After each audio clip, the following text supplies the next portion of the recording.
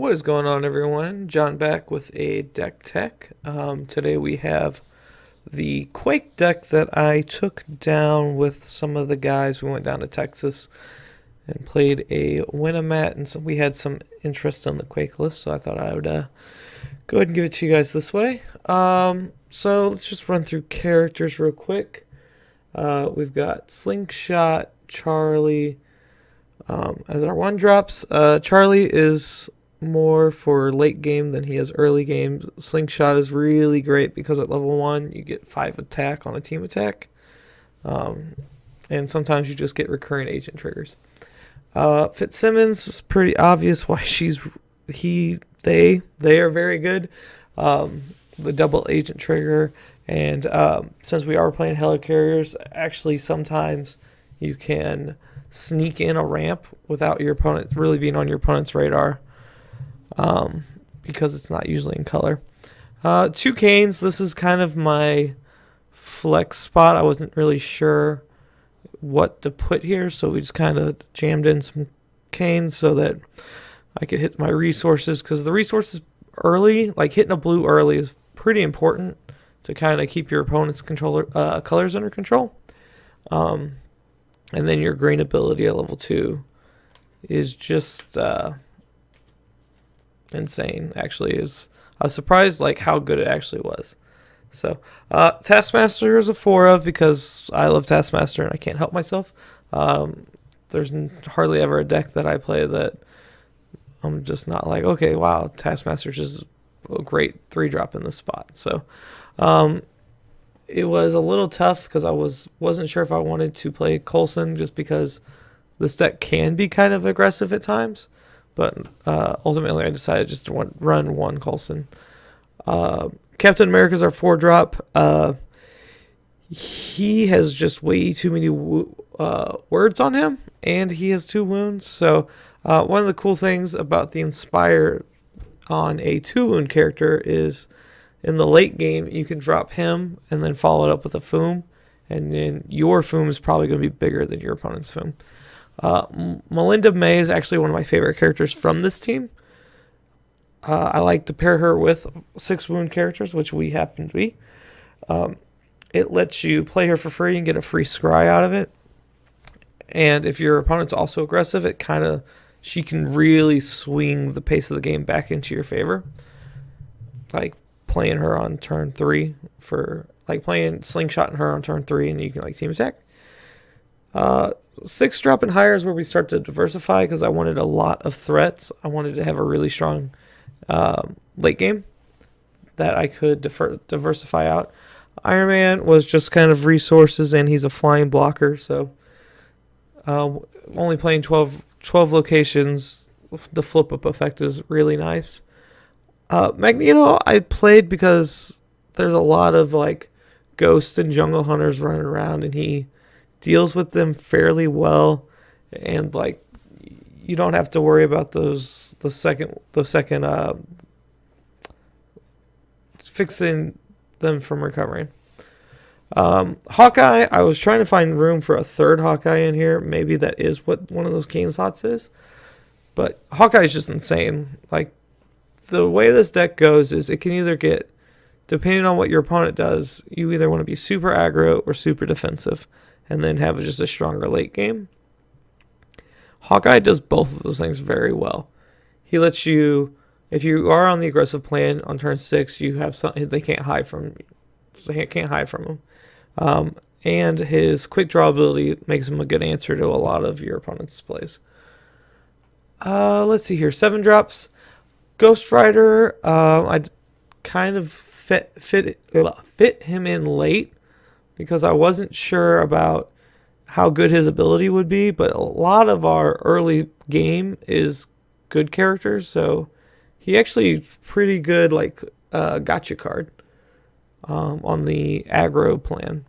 Jungle Hunter obviously kind of does all the things, right? He finds you the location, kind of fixes your location issues like Iron Man would.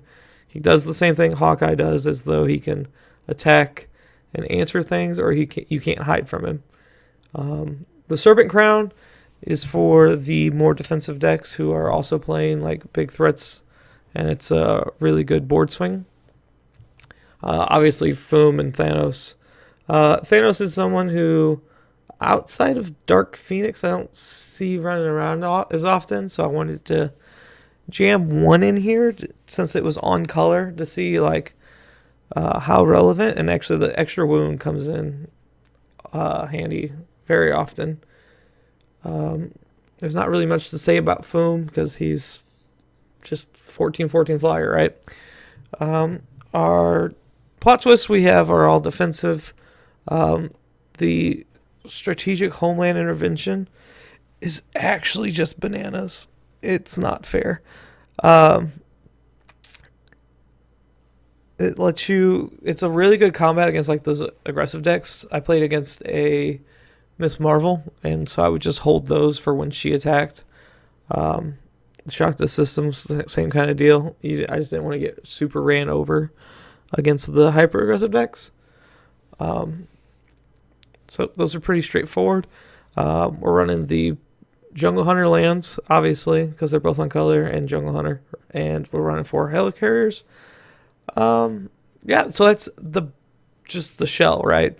Some interesting interactions are if your opponent, usually like your opponent's MC, if they're aggressive, if they have range, you can just like put everyone behind Captain America. Again, like, and then push their character to the back row, and they can't even attack Captain America. I was playing against a Captain Marvel again, like I said, and he was just really good because like you would use the plot twist to stop her from leveling the first couple turns, and then you just push her to the back row, and she just couldn't get XP. Now that kind of got me thinking that maybe one of these cane slots could be a nullifier, because if you get nullifier and you can name range, it kind of just does the same thing. The pushback ability is really good when it's Foom. A lot of these late game threats that people are playing don't have range outside of Ghost, which I wouldn't really say he's a threat. He's more of just like the utility of getting the equipment, right? So we've talked about the shakedown ability. It's just kind of early game, and then late game you kind of like. It's nice because it makes your opponent have to play differently. They have to hold their locations up in their hand that they want to save, and it just makes their play style a little awkward. Which is like, so like you don't even have to like activate it, right? You just have to play that blue on one, and it just kind of changes how your opponent's like, oh man, I can't really play this location because I really need this resource later, but I also don't want to play face downs because I don't want him to get XP. Aftershock, again, is just nutty. I had a really funny play interaction where my opponent had a big character. I don't remember exactly who it was, but it was just like, oh, this thing, I'm on 5 wounds. This thing's going to stun back anything I hit because, and like already just take out one of my blockers even on my turn. But I was able to push him back and then like attack him with Jungle Hunter. And it was just like, okay, that's really good. Any other interesting interactions that could be noted?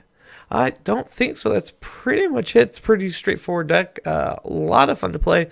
And actually, like, I was super surprised like how strong this deck like actually was very fluid and operated. So appreciate you guys checking out the deck tech. If you want to see anyone else, let me know, and I will do our best to get that to you. It's been kind of crazy lately, so sorry for the hiatus, and thanks for checking out the video, guys.